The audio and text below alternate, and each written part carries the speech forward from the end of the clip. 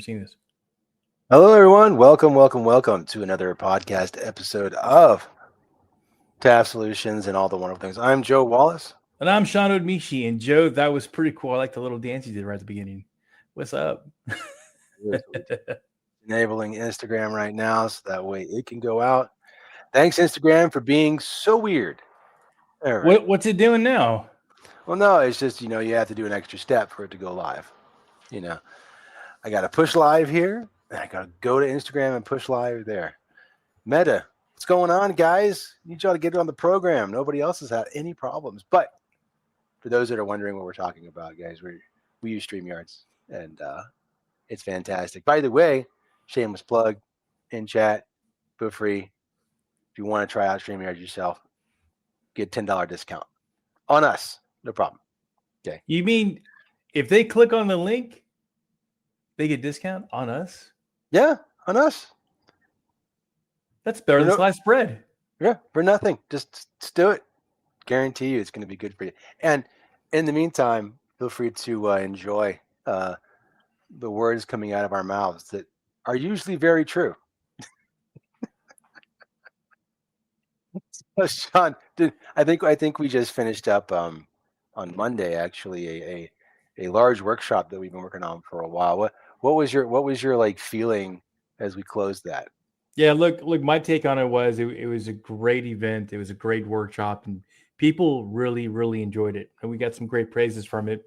But look, right now AI is the big buzz, and people are utilizing it, and they need to know more about it. That's why we're here. We're here to be able to share and disseminate information on making sure that they're able to find out exactly what they need to know for their small business. And I'm also live too. So what's going on, guys? So there's cool. We're doing this. Absolutely. Listen. You got to remember, guys, that when we're talking about this stuff, it's not just about the magic AI, the things that are coming out that are just like, okay, these new tools that are amazing and do things. It's for somebody, but not me, right? Because again, I got a business to run. I got things to do. I don't have time to adopt a brand new tool. And so that the thing I think we talked about during our last what was it? Yeah, our last workshop. One of the things that we had talked about that really hit home for me, especially when Sean had said it, was and I've heard this several times from other people as well in the industry, that when people first thought, oh, I don't have to do AI or a website in this case. I don't have to do a website, but that's silly. Why would I need to do a website? Just 5-7 years ago, people were still up to this day they don't even have a website. Let's say in 2019, right, for instance, when right before the COVID stuff happened, we're talking about people going, okay, I still don't have a website, and now there's no way for people to walk into your door. Right. A lot of places shut down. And right. That's something that we talked about during the workshop, Sean. I think that right there just says it all. If you right now you're talking about AI as if it's not your problem, it will be. Should we go into more detail about that, the story behind that?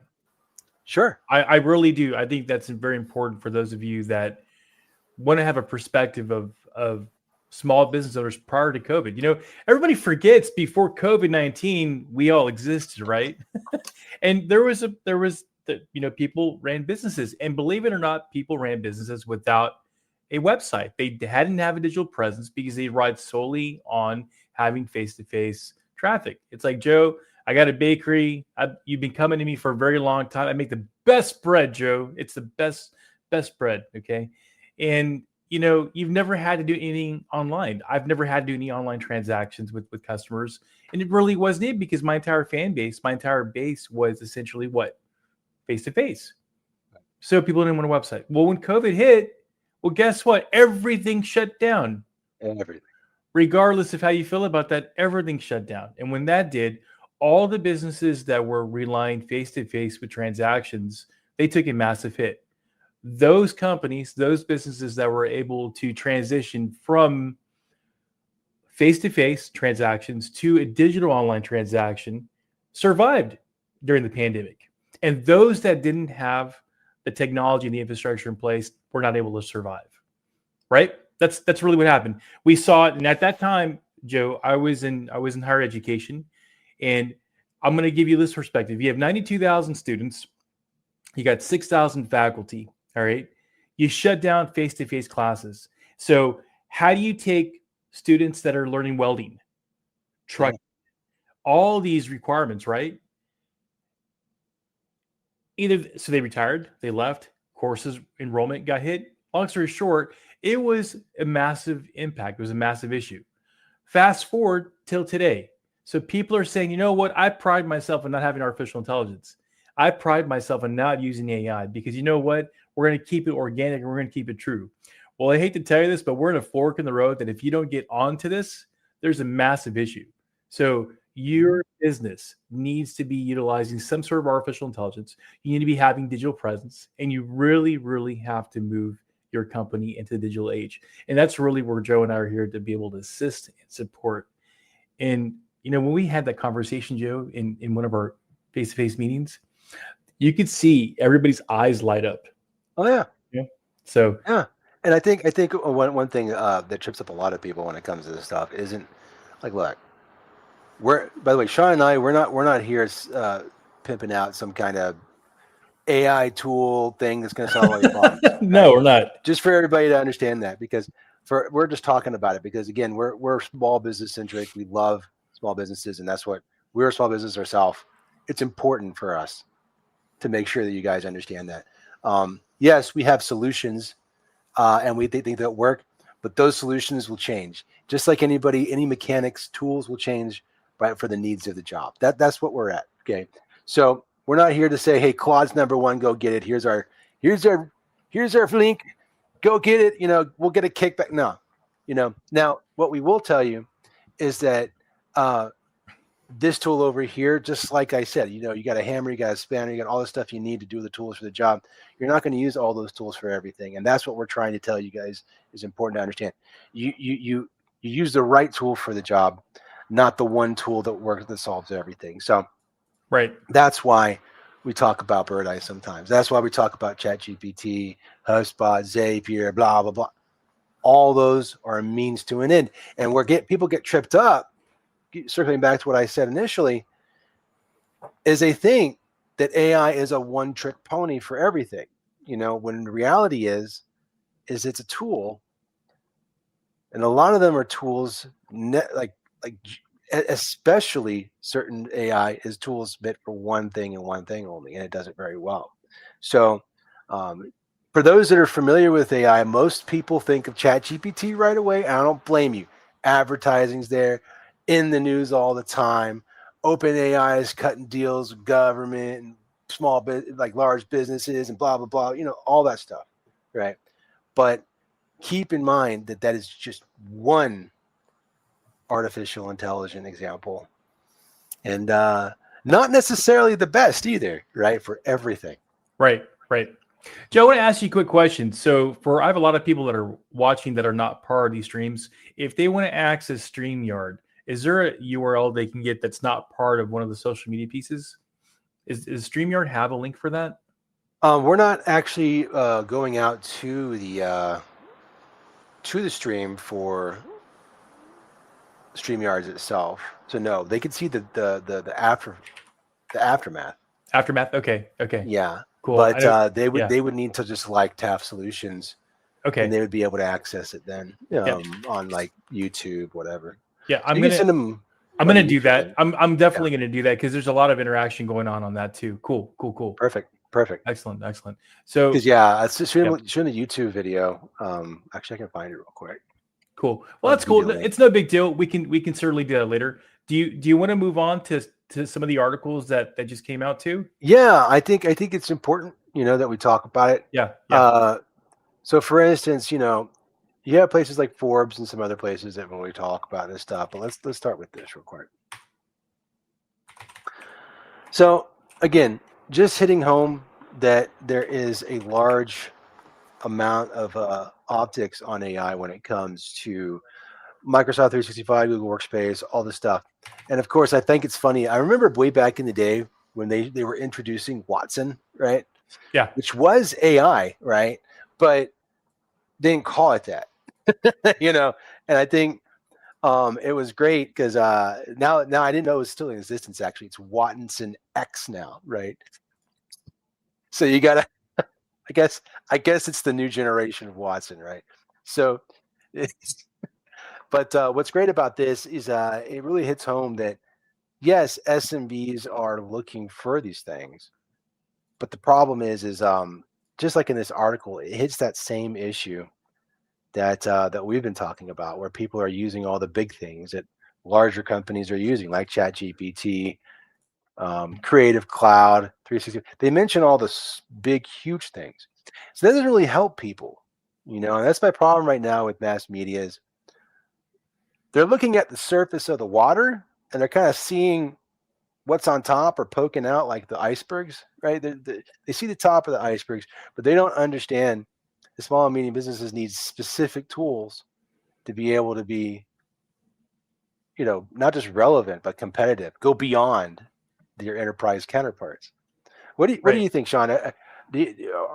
As far as that's concerned, and in your experience too, what else should we be looking at when it comes to that? Like, Well, one thing that's been really coming to my mind about a lot of these tools and how large, enterprise, small, everybody's using these tools, but no one's really discussing about laying the framework for it to be leveling the playing ground. And that's what I find it interesting is, you know,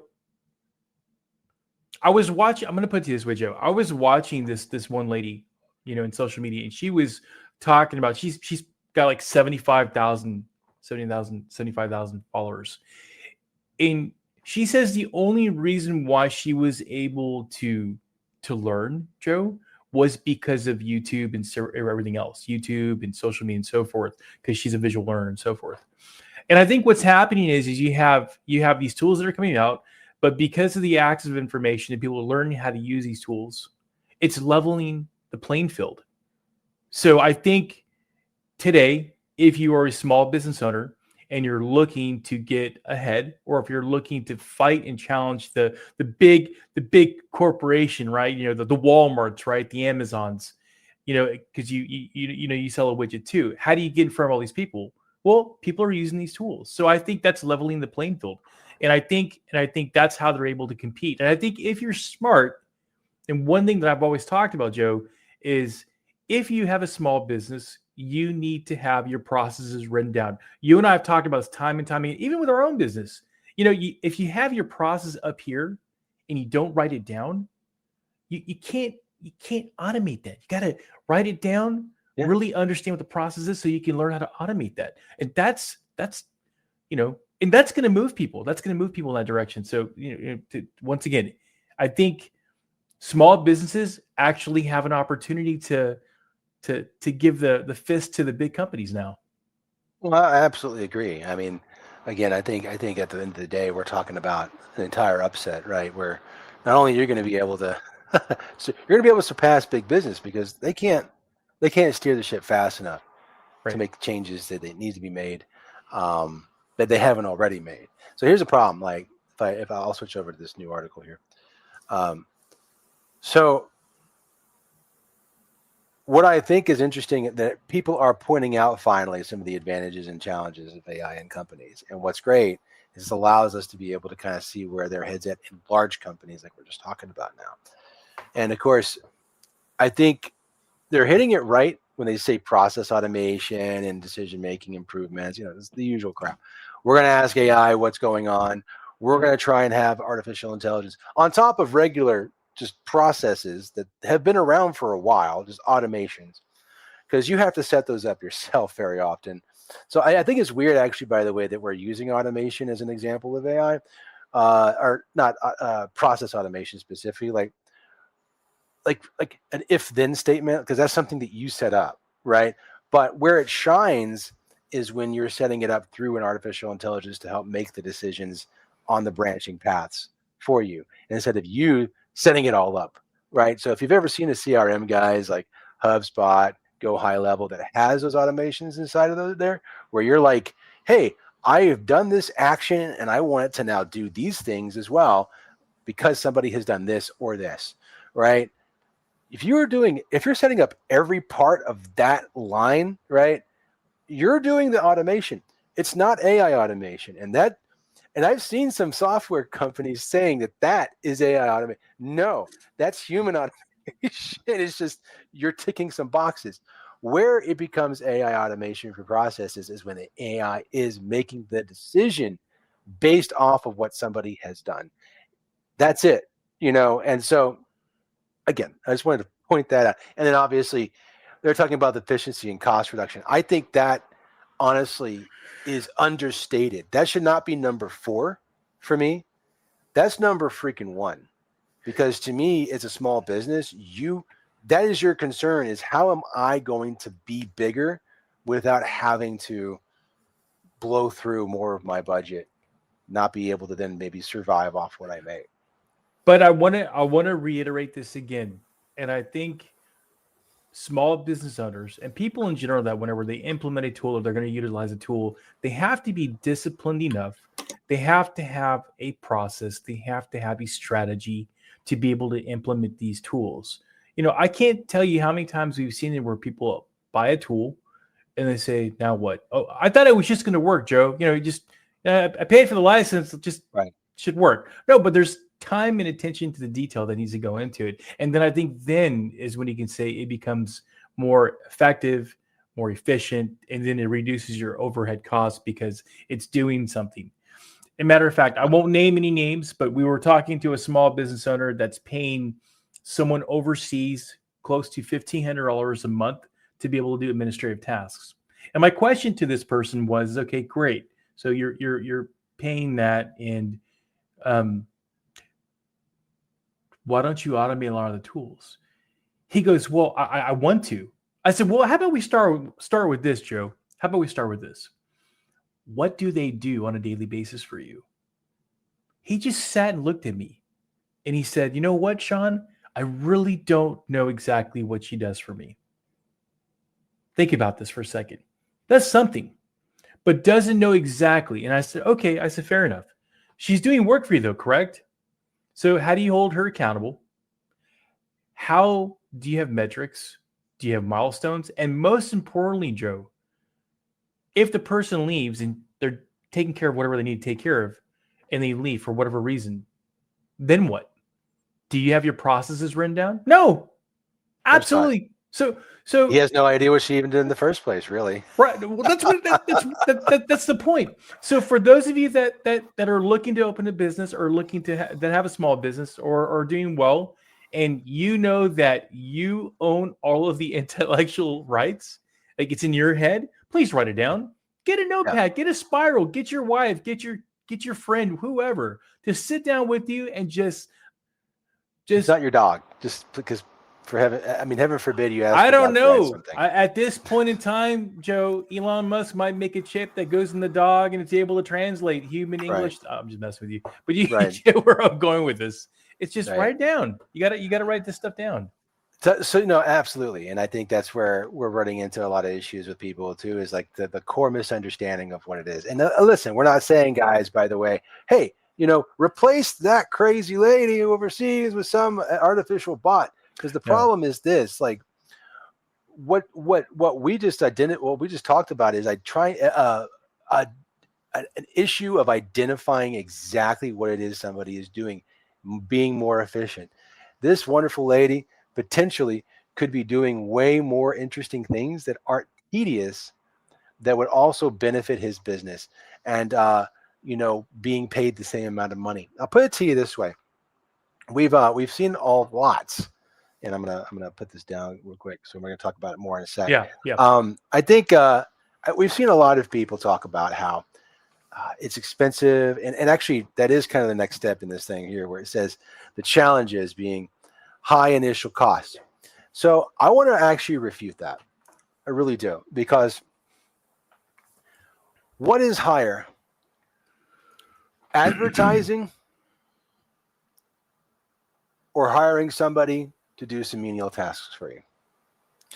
And if the answer is advertising or the other one, you're looking at a situation where you can actually make it easier for you on both fronts. It doesn't have to be this one thing over here that AI solves. So hey, if you let's say you're a dentist office and you're having trouble getting somebody to man the front desks, what do? It's not that you don't want to hire somebody. You'd prefer to have a person there. Right. Okay. But if people aren't willing to, work at that location for whatever reason may be, right? Or maybe you're not able to pay enough. Who knows? It could be a multitude of reasons. But the reality is that you're not able to hire somebody. So what do?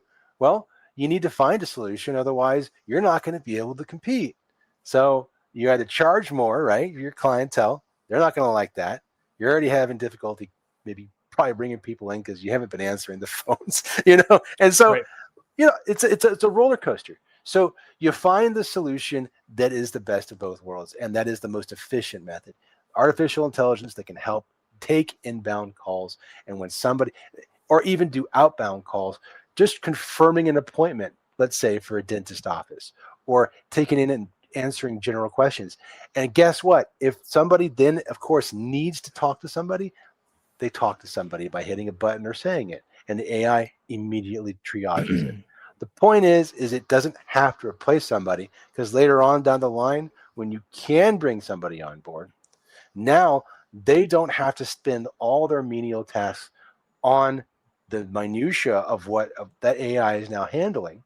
They can now do other things manning their front desk, specifically having to do on location. That is something that has actually been done with one of our clients. Actually, we won't name the names just because of privacy concerns, but I will tell you that they have seen some fantastic growth using some artificial intelligence, and is the exact situation I described. And hey, what is it? It costs them very little. It is what I believe $700 a month for basically something that is outgoing and incoming. And there was an initial investment, I believe, of a few $1,000s just to get the ball rolling. But as a monthly cost is concerned, if you're talking about a person handling all those things, you're talking about $1,500 to $2,000 a month, right? You hit around now, and so let's just go one step further. What you need to understand is the agent, and you can run multiple agents, different campaigns. Keep that in mind.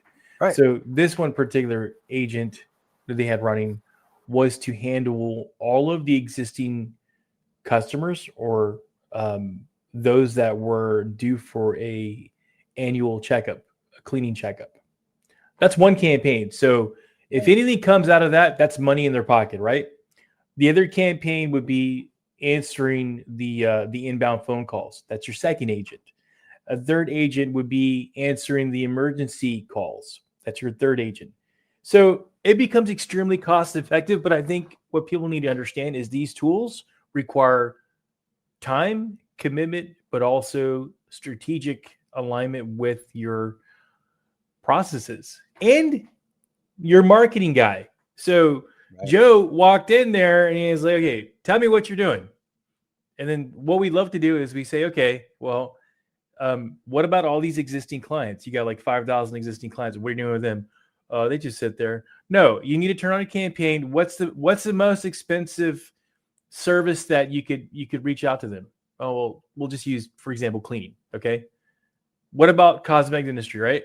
Another campaign. And that's what Joe does. So Joe and I were here to be able to help make you money, not take your money. You succeed. Look, you guys succeed, Right. we succeed. I mean, that's the Right. important thing. Like, and again, guys, we're here talking on the podcast. Try not to sell nothing. We're just trying to give you guys the importance and understanding of what it is that's out there. Because look, I think as Sean said during our last workshop on Monday, AI is here. It's not coming in the future. It's not a pending thing. It's not in the loading screen right now. Okay. It's here. It's going. It's actually well along the path at this point, because you've got to by the way, and Sean, I put in private chat the link. I saw it. Yes. All right, cool. But I want to point out, like, we're basically reporting what we see, and what we see is dynamic. What you see as AI right now, and what a lot of people see as AI right now, was AI when it first came out in 2022. ChatGPT dropped, everybody's like, whoa.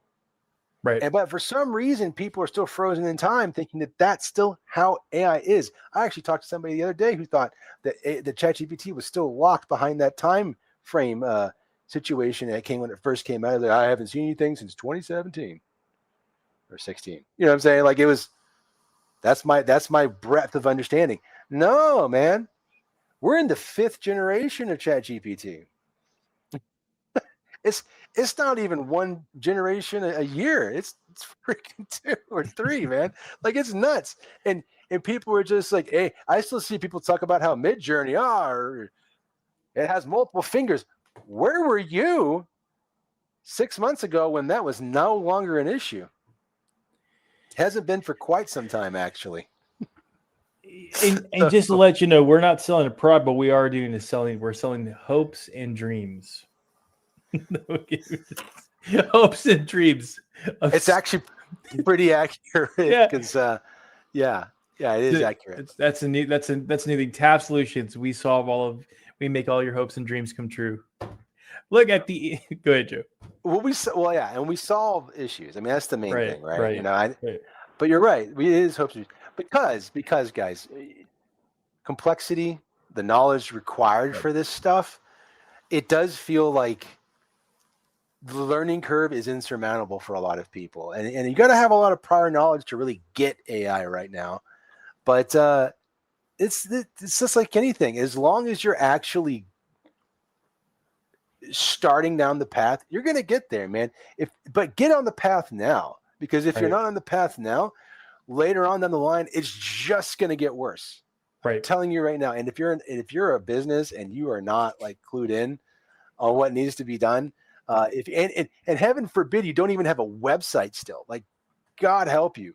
I don't know how you survived till now, actually, from 2020 up till now.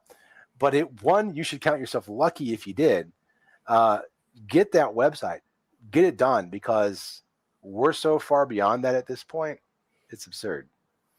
You hit it right on the nail, man. And I'll just say that in 2025, and this is where I think people are not digesting, since the emergence in the past couple of years of artificial intelligence. And when I say emergence, AI has been around for a while. Process automation has been around here for a while. Tools have changed. The adoption process has skyrocketed. And if you are not getting on the train, you're going to have a problem, because others are getting on the train. They've already gone on the train and they're doing so much. I was sitting at that table, Joe, and once again, these are all business owners. And there was one gentleman, he's a realtor. He's been a realtor for a while. And the other lady sells insurance. 2 different industries. But here is the adoption process. One said, yeah, I use Perplexity, Claude, ChatGPT. I do all this. I take my contract, I put it directly into ChatGPT. I have it translated. It tells me all the issues with the contract. It tells me my liabilities, blah, blah, blah, blah, blah, blah, blah. He said that. That's what he uses it for. The other lady turned around and says, I don't even know where to start. I don't even know what to do. But what I do know is that all the other insurance agents that work with me, they're using all day long. But I don't use it because I don't know how to use it. And that's the scary part, Joe. The scary part is some people are intimidated. Some people are fearful of adoption of tools. But the challenge that we have today is if you don't get on it, you're going to have a very difficult time competing with those that are using these tools. It's kind of like sports, Joe. The whole thing with steroids, right? Enhancement performance, Right. the Olympics or they do drug tests to make sure that you're not using anything that's not performance enhancing. I know you know a lot more about that than I do, actually, Joe. But in terms of, dude goes to the gym every day. Okay, he lives in the gym 4 days a week. Yeah. But the bottom line is kind of looking like steroids, man. These people are taking the steroids. They're on the juice, man. The juice is AI. And you got all these poor other people that are not on the juice. They're lifting. They're doing the organic way, but they're not going to look like the dude that's juiced. And I'm not saying AI is juice, but I think you kind of get where I'm going with this. Is if you want to get the maximum, you gotta do it. You have to do it.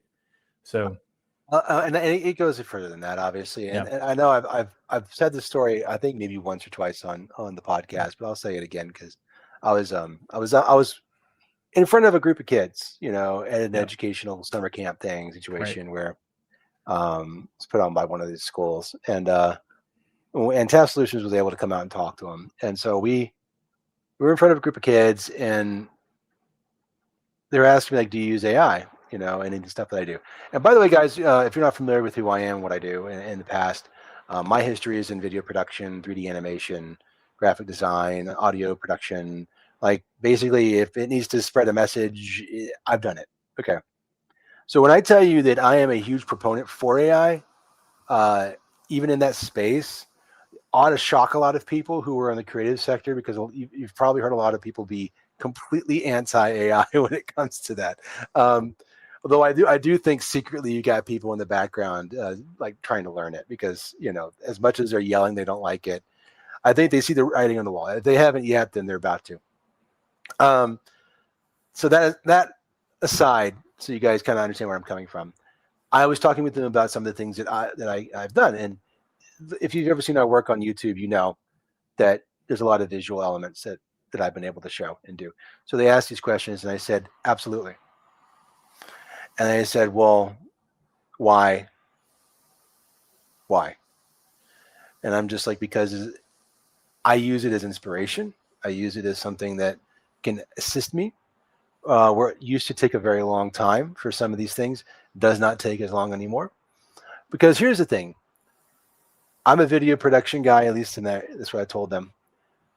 If I'm working in video, it doesn't necessarily mean I'm an artist that can draw. I'm an artist, but I can't draw. Okay. So what can I do? I can either hire somebody to draw for me, which I will very likely do for a project, because if I need something specific, I will have to get somebody who can do exactly what I'm looking for, or better yet, what my client's working for. But what I can do in the meantime is I can get inspiration for not just myself, but my client as well, to see exactly what it is they want to do, and then hand that off to an artist. And now we have something that's for sure going to work. So instead of throwing darts at a board, and trying to be like, hey, look, we got to, do you like this, or this? Some samples that somebody else has done. We've like made that process so much faster now. So now we actually are very confident about what we're making. So that's one reason. The other reason is because if I don't, other people are going to start doing the exact things that I'm unwilling to do, and I'm going to not be able to compete anymore, period. And they're just like, well, I had one person just like, well, I think you should be able to draw or make something and not have to worry about AI at all. And I said, okay, I agree with you. I would love if we could just continue to do that. But I have a quick question for you. Who made your shirt? Of course, what? They didn't expect the question, Right. It's like, who made your t-shirt? What seamstress who's the name of the seamstress that made your t-shirt? Calvin Klein. And and they're just like, what? I got it from my mom got it from Walmart or something, whatever. Right. The point was, I was like, well, that's not who made it. And here's the thing. A machine made your shirt. That's the answer. And they're like, oh, okay.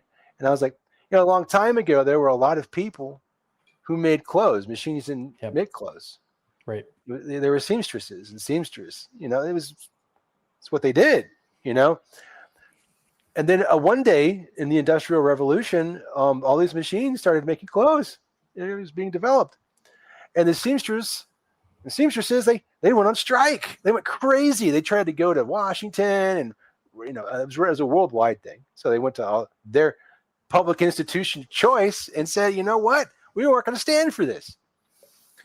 We have rights. We want to we need to freeze the payment. We got to do all kinds of stuff, And they fought long and hard for it. And what ended up happening was they lost, because the cost savings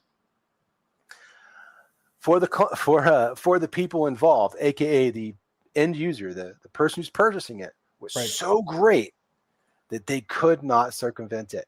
It could not be stopped. And so the free market won that day, basically, and said, you know what, we're gonna The most cost-effective solution is the best solution in this case. Now, that doesn't mean that the machine is doing a better job, right? The seamstresses were doing a far better job, actually, in quality at the time. Remember that. Starts off early. Of course, nowadays, it's actually going to be very difficult for a human being to do what a machine does at this point in that realm, right? Right. My point in saying this is that you don't know who your seamstress is because they don't exist. Now, seamsters and seamstresses still exist in a capacity, but what did they have to do? One, they had to figure out how the freaking machines worked, first of all. And second, so they can help run it and everything. And second, they became large owners of companies. And the other option they had was highly customizable, high-end fashion that are super expensive. They had to niche themselves, and that's it. Those are the only options for them. Now, that doesn't mean that seamsters and seamstresses are worthless. It just means that their job requirements changed. Now they have to know how the machines work, how they load. They still need to know how to actually make these things. That didn't stop. But what did stop is the breadth of their skills. And that's the point that I made for them. And it actually dawned on a few of them. Some were still stuck on the fact that I called their seamstress a machine, but whatever, Well, and I think you hit around now. I think what happens is when you start talking about artificial intelligence, when you start talking about these tools, there is a mental block. I think some people just get extremely intimidated and they just totally have a mental block. And you're not gonna win everybody over, Joe. Some people still believe that the Terminators are going to rise up and they're going to take over. Okay. I'm not saying that's an impossible thing either, by the way. I'm just saying I understand. Another reason, though, why we should actually know what the hell is going on with AI, right? Right. Totally get it. But look, I know the common theme is you should start looking at process automation, but I'm going to be real with you. From one business owner to another, you need to take your processes and write them down. It's fundamental things, man. Tools are great, but it doesn't replace emotions. It doesn't replace these things. It just doesn't. So it doesn't replace taste either, Joe. I still like a good steak. So no. You can make a beautiful AI generative steak, but it ain't gonna taste like that one. Can't eat that, but yeah. So. And listen, guys, we're definitely excited about the future when it comes to this realm, because the tools enabling us. Listen, we haven't even talked about the agentic AI that's coming down the pipe, and some of the other tools that people don't have access to yet that we've seen. It's another. You think it's crazy now? Just wait, And I think another reason why we definitively need to be very aware of what's happening with artificial intelligence, how to use it for any reason, because it's just like any tool. If people want to be pessimistic and a little negative about it, definitely take it from that effect and say, look, if we don't know about it, it can be used against us. Right. Okay. And if you want to be positive about it, be like, look, if I'm not using it, I'm missing out. I'm not going to be as efficient, and I'm going to not be able to do my business. So it's a win-win just to know it, regardless of your stance. Hit it right on the nail. There's a lot more that we're doing, Joe. As far as Staff Solutions concerns, we're doing a lot more in the education field. I won't go into too much detail because we got some things coming down the pipeline, but we are really excited to be able to utilize our background in higher education to bring some really innovative things to you in a way that you're going to be able to understand and digest as a small business owner.